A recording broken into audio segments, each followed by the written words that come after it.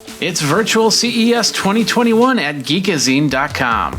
All right, more CES coverage. We have Paul here from ArcX, and it's a sports ring. Tell us a little bit about, well, first of all, what part you play in the company. And welcome to the United States, by the way. You're in Florida, but your team's in London. And then, of course, tell us a little bit about the product. Thank you. It's great to be here. The idea came to me when I was on a skiing trip with an army buddy, and he very selfishly injured himself on day 3 of the holiday, which meant that I spent the rest of the time skiing alone, listening to podcasts and music with a set of wired headphones. When I wanted to change the volume or skip the track, I had to stop, take a glove off, reach inside my jacket, take the phone out, perform that operation, put everything back on and carry on my activity. And I had the same experience cycling on an indoor rowing machine, of just not having the ability easily, if I was using my hands or if I was traveling at speed, to control primarily music, but also other functions like accept a phone call. So I left a corporate job about 2 years ago and set about building a smart ring. Okay. And so you did it. Congratulations. Tell us what ArcX is and how it works. So here we go. This is the ring. It is designed to fit on an index finger, either index finger, and be controlled with the thumb. It is designed to stretch, so I can wear this on a naked finger. If I then want to stop my activity, put a pair of gloves on, I can stretch this over the glove and carry on. And it's designed to work with a smartphone that's tucked away in a pocket or a backpack. And I set it up, I get my favorite playlist or whatever activity I'm doing, and off I go. We've built a ton of extra features in there. So if you are out for a walk or a run and you get a phone call, you simply press the button and it will accept the phone call. Obviously, you're wearing a set of headphones or earbuds, and other features. For example, if you have an accident or an emergency, you can press and hold and it will make an emergency SOS call. And those are set as defaults. With our app, which provides a host of extra features and options, you can customize all of those. So if we talk about the SOS feature, for example, it might not be an emergency. You might be out for a jog and want to just call a friend or a family member. And so you can customize that in the app, long press and hold, and you can make a quick call just to say, I'm on my way back, or I'll be there in 30 minutes, for example. Okay. So it's a single button, or do you have like different versions of that with multiple buttons, or how does that work? It is just a little joystick. So it's got 4 directions. So we can do, the defaults are, if you're talking about a playlist, volume up, volume down, and skip tracks backwards and forwards with a press and pause. That's just for music. It can also connect to any other Bluetooth device. So it could be a wireless speaker. It could be a sports camera. Even connecting to a laptop, it makes a very nice little one-handed presentation slide clicker. Okay. So how does it work while you're skiing? I'm assuming you've tested that already, right? I have, yes. So you would connect it to your phone and put the phone in a pocket with your headphones in. It's on a ski glove and off you go. You just press and pause for the music, or you might be listening to a podcast and you can control the functions that way. If you want to switch functions, and we have got the option within the app to have a bunch of different profiles, you can switch very easily to controlling your phone, to a sports camera, to any other device. Okay. So holding the pole while you're taking the pictures, that's not a problem. That's fairly easy. No, not at all. And that's why we used this, we come up with this design. So it is created to be able for the user to grip a pole or a handlebar, and that just sits quite easily alongside the finger. I would add that when we ship the products, the tech, and this is the little inner case with the joystick, users will get that, and they will get 4 different sized rings. So I've got a couple of different sizes here.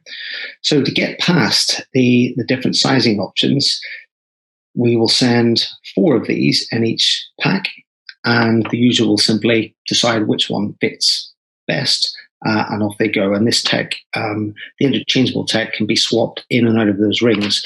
But let's say, for example, one of our customers might decide that they are going kayaking or on a bike.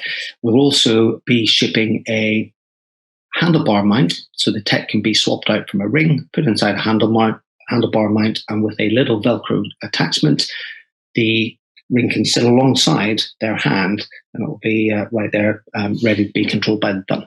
So lots of different options.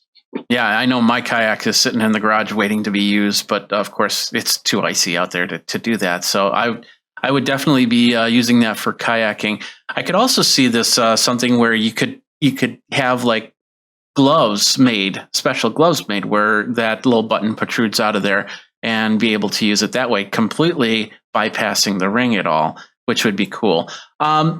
Is it Bluetooth 4, Bluetooth 5 connection? Bluetooth 5, Bluetooth low energy. So hence why we've been able to get so much capacity out of the battery.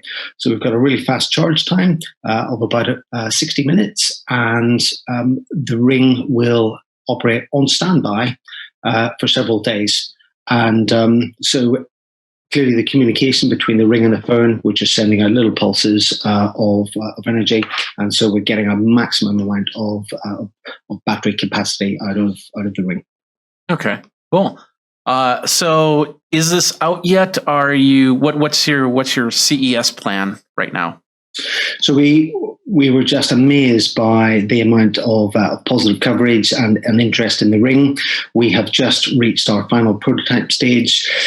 Clearly last year, and the COVID situation has been a real challenge for all of us, but we have got a focus group back in the UK and in some other countries in Europe. We're going to send out final prototypes for testing. We're ready to go. We've tested the tech. We know it works really well. We've changed the design once or twice just to try and get it looking really good and being a really good fit.